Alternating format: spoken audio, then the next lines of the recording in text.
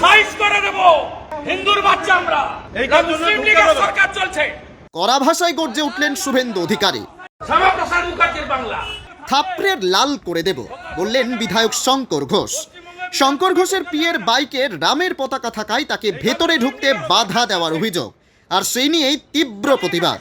শুভেন্দুর অভিযোগ, বিধায়কের শঙ্কর ঘোষের পিয়ে বাইক নিয়ে বিধানসভা চত্বরে ঢোকার সময় তাকে আটকে দেন নিরাপত্তা কর্মী, কারণ বাইকে শ্রীরামের গেরুয়া পতাকা ছিল, আর তাই নিয়ে নাকি ভেতরে ঢোকা যাবে না।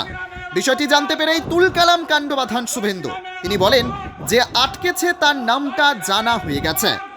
তবে বলছি না, রাজ্যে যেন মুসলিম লীগের সরকার চলছে, তবে এটা হিন্দুস্থান, আমরা হিন্দুর বাচ্চা।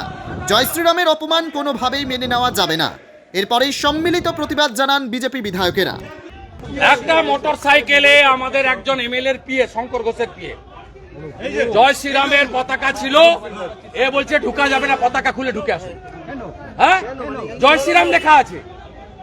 কালকে রামনবমী গেছে, এখনো আজকে দশমী, সেই ধ্বজকে ঢুকতে দেবে না।